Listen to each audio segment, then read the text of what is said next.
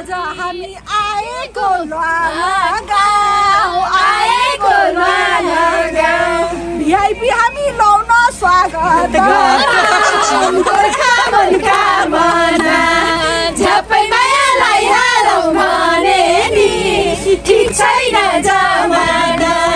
ल्वाङ भिलेजमा 2 दिन 1 रात बिताउँदा हामीले बाँचेका यी सुन्दर अनि अविस्मरणीय क्षणहरूलाई हजुरहरूसँग सेयर गरे है त। हिमाललाई ढाक्यो कान्छा हिउँको पछ्यौरीले टपरी खिलेन टपरी खिलेन यो गीतको छौटो मिलेन टपरी खिलाइदेऊ टपरी खिलाइदेऊ यो गीतको छौटो मिलाइदेऊ गोर्खा मनका मना।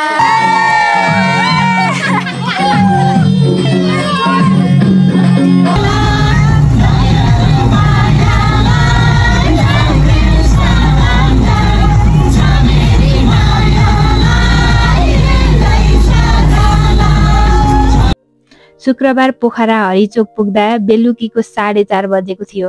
हरिचोकमा हामीले खाजा खायौँ र हामीलाई आवश्यक पर्ने केही खानेकुराहरू किन्यौँ। बेलुकीको 5:30 बजे हरिचोकबाट ल्वाङ भिलेजको लागि बस छुट्ने रहेछ।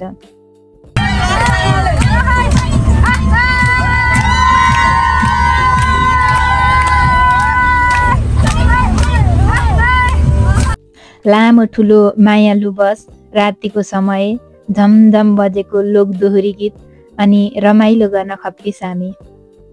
हाम्रो ल्वाङ भिलेजसम्मको यो यात्रा साँच्चै नै असाध्यै रमाइलो रह्यो।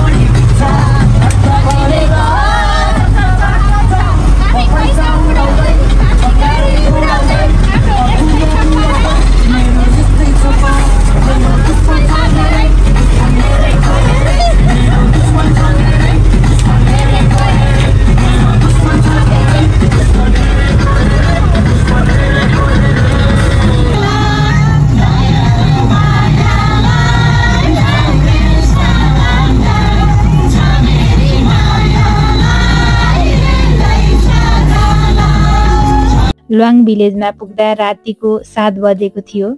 बसको दाइले एउटा होमस्टेमा फोन गरिदिनु भयो। हामी ल्वाङ भिलेजको गेटमा पुगेपछि होमस्टेको भाइले हामीलाई लिन आउनु भएको थियो।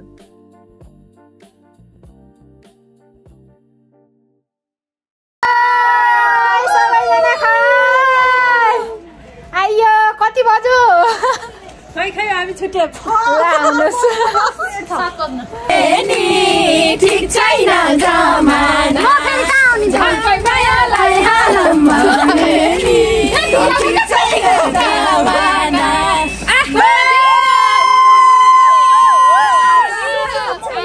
आज हामी आएको ल्वाङ गाउँ आएको ल्वाङ गाउँ भिआइपी हामी लाउन स्वागत गर्छौँ गोर्खा मनका मना झ्यापै मायालाई हालौ भने नि ठिक छैन जमाना।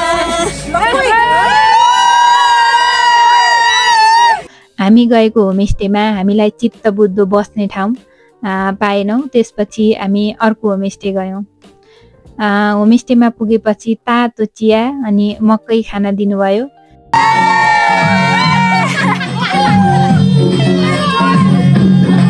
चिया र मकै खाइसकेपछि हामी मस्त गीत घन्काएर झमझम नाच्यौँ र भव्य रमाइलो गर्यौँ।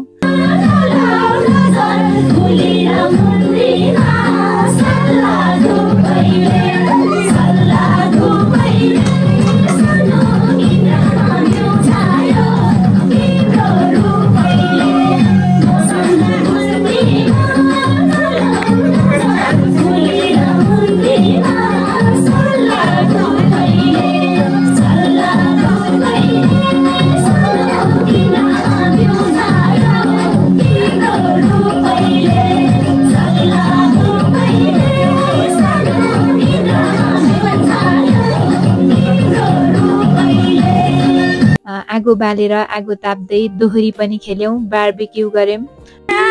टपरी खिलेन टपरी खिलेन यो दुधको छेउटो मिलेन टपरी खिलाइदेऊ टपरी खिलाइदेऊ यो गीतको छेउटो पो मिलाइदेऊ गोर्खा मनका मना। रातिको लगभग 12 साढे 12 बजेतिर चाहिँ हामीले खाना खाएर सुत्न गयौं।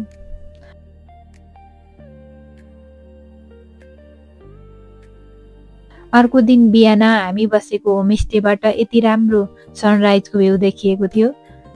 राति अबेलासम्म बसेको भएर हामी चाहिँ बिहान छिट्टो उठ्न सकेनौं।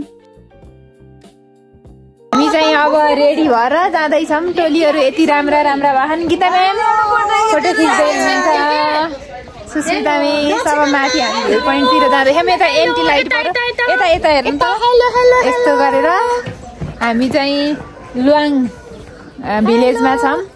त्यसपछि उठेर लगभग 7 साढे 7 बजेतिर माथि चिया बगानतिर गयौँ।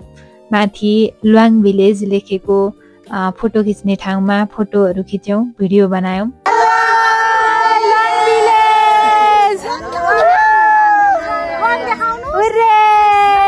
सेल्फीमा त नाङ्गो रहेछ। यता हिमाल छ यस्तो।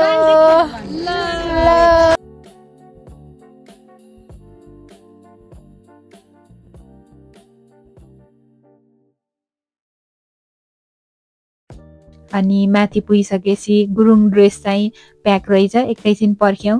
त्यही बिचमा हामीले खाजाहरू पनि खायौँ। अनि एकैछिन चिया बगान घुम्यौँ। हामी चाहिँ लुवाङको चिया बगानमा आइपुग्यौँ है। यताबाट हिमाल छ। हाम्रा टोलीहरू आइरहन्। ड्रेस चाहिँ अहिले भिडभाड भएर पाइया रहन्छ। अब एकछिनमा खाली भएपछि ड्रेस नि लाउँछौँ हामीले। अनि त्यसपछि हाम्रो गुरुङ ड्रेस लगाउने पालो आयो। गुरुङ ड्रेस लगाएर फोटो भिडियो खिच्यौँ, टिकटक बनायौँ र रमाइलो गऱ्यौँ। यहाँ गुरुङ ड्रेस लगाइसक्यौँ टोलीहरू। हेलो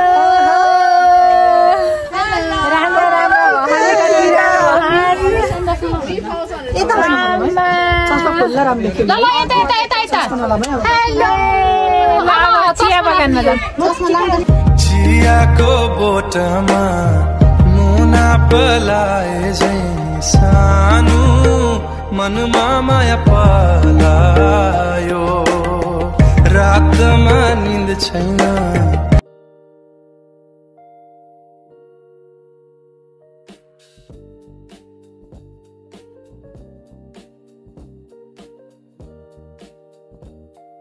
चाहिँ चिया बगानमा घुम्दैछौँ है। लुवाङको चिया बगानमा ड्रेस लगाएर। हिमाललाई ढाक्यो कान्छ हिउँको पछ्यौरीले पिरातीको भाका बुन्छ फुला मन्जरले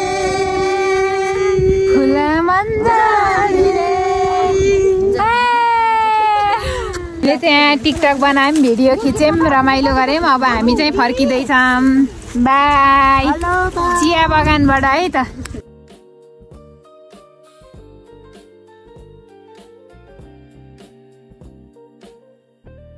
त्यसपछि फेरि हामी बसेको होमस्टेतिर फर्क्यौँ।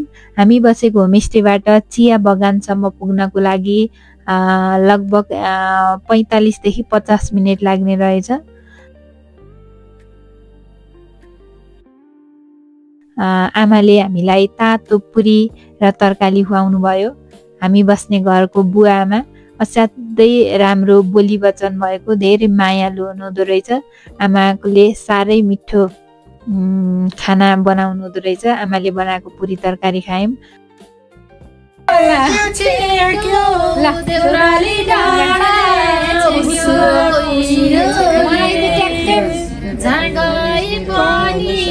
छोडेन कहिल्यै मायाको धुइरोले। मामा घर आएर म यसरी नै टिका लाएर पठाउनुहुन्थ्यो, याद आयो। अनि हजुरहरू पनि ल्वाङ भिलेज आउँदै हुनुहुन्छ भने 26 नम्बर होमस्टेमा बस्न मैले रेकमेन्ड गरेँ है त। फर्किने बेलामा आमाले हामीलाई टिका लगाएर फुल दिएर बिदाई गर्नुभयो। हामी आउँछौँ फेरि पनि। हामी चाहिँ ल्वाङ कम्युनिटी होमस्टेमा बसेछौँ है।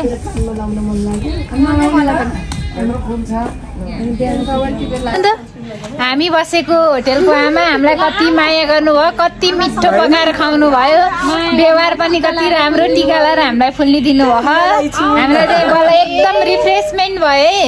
हाम्रो ल्वाङ कम्युनिटी होमस्टेमा चाहिँ हामी बसेको है त 26 नम्बरमा चाहिँ बसेर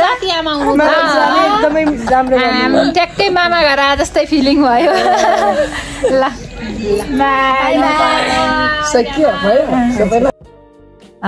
लगभग दिउँसोको 1:30 बजे ल्वाङ गाउँबाट पोखरा फर्किने बस पाउने रहेछ। हामी त्यही बसमा हाम्रो चिनी भन्दा पनि मिठा यादहरूलाई बोकेर पोखरा फर्क्यौँ। यतिसँगै हाम्रो यो यात्रा यहीँ सकियो। फेरि अर्को यात्रामा भेटौँला है त।